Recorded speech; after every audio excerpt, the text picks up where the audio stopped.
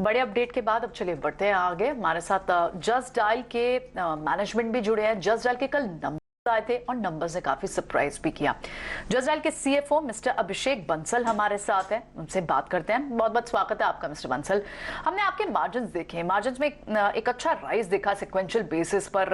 Analyst की expectation को भी बीट किया जो Q4 में नंबर आए। लगभग 200 बीपीएस का आपकी मार्जिन में एक्सपेंशन देखने को मिला। बड़े रीजन इस ग्रोथ के क्या रहे, आप हमें अगर थोड़ा सा एक्सप्लेन कर पाए, और क्या आगे चलते हुए आप 15% प्लस तक के मार्जिन भी एक्सपेक्ट करते हैं कि वो सस्टेन रहेंगे? देखिए 15% का जो हमारा मार्जिन है, जिसमें 200 बेसिस पॉइंट की पिछले क्वार्टर के कंपैरिजन में ग्रोथ हुई है, ये मार्जिन कोविड आने के पहले हमारा 25% से ऊपर रहता था। तो आने वाले क्वार्टर्स में आई थिंक ये 15% का मार्जिन आगे बढ़ते रहना चाहिए, और हमारा एफर्ट है कि किस तरह से हम जल्द से जल्द ये 25% के लेवल पे पहुंचे। और जो हमारा इस साल का मार्जिन है, उसमें हमारा रेवेन्यू कुल 845 करोड़ था, लेकिन हमने अपने कस्टमर से 945 करोड़ कलेक्ट किया है, ऑलमोस्ट 100 करोड़ ज्यादा।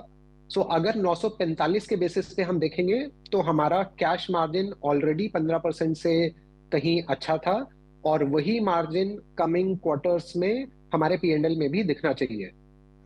Right mister Bansal, short term sentiment अगर की बात करें, बिजनेस में एक प्रेशर जरूर देखने को मिला। उसकी वजह भी हैं इन्फ्लेशन कंसर्न्स और साथ ही एलिवेटेड इंटरेस्ट रेट्स, जो कि लगातार बिजनेसेस को इम्पैक्ट कर भी रहे थे। तो इसी के चलते हमने देखा है कि आपकी टॉप लाइन ग्रोथ की अगर बात करें, एक मॉडेस्ट ग्रोथ और सीक्वेंशियल बेसिस अराउंड 5% देखने को मिली है। अब कस्टमर कॉन्फिडेंस, ये सारे के सारे ट्रिगर्स, सारे के सारे चैलेंजेस को देखते हुए कैसा नजर आ रहा है करंटली?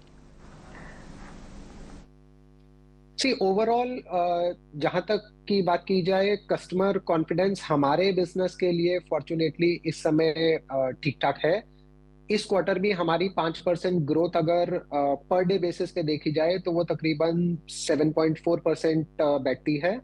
और जैसा मैंने पहले बोला कि हमने 945 करोड़ कलेक्ट किया, तो 845 करोड़ रेवेन्यू के अगेंस्ट। तो कमिंग ईयर में आई थिंक हम लोगों के लिए अगले कुछ क्वार्टर्स में सिक्वेंशियल रेवेन्यू ग्रोथ रहना चाहिए, और मार्जिन्स भी क्वार्टर ऑन क्वार्टर थोड़ा थोड़ा एक्सपैंड करते रहना चाहिए।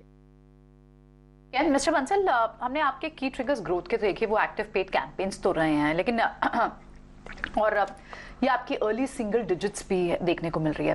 एवरेज रियलाइजेशन प्री कोविड से पहले की बात करें और अब पोस्ट कोविड की बात करें तो क्या डिफरेंस मेजर दिख रहे हैं?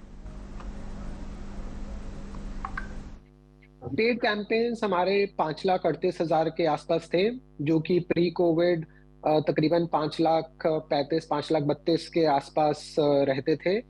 Year on year paid campaigns में 16.5% की बढ़ोतरी रही है। तो आने वाले क्वार्टर्स में जैसा हमें इस समय माहौल दिख रहा है, पेड कैंपेन्स में हमें लगता है कि सीक्वेंशियल आगे भी ग्रोथ रहनी चाहिए। और किसी भी साल की हमारी जो टॉप लाइन की ग्रोथ है, हमारा मानना है कि उसमें तकरीबन आधी ग्रोथ पेड कैंपेन के बढ़ने से आनी चाहिए, और बाकी आधी ग्रोथ तकरीबन हमारा प्राइसिंग के इम्प्रूवमेंट से आना चाहिए। मिस्टर बंसल, लास्ट थिंग, मार्च 2022 की अगर बात करें, आपके कैश लेवल्स अराउंड 4,000 करोड़ हैं। आगे एक्विजिशन को लेकर किस तरह के प्लान्स कंपनी बनाकर चल रही हैं?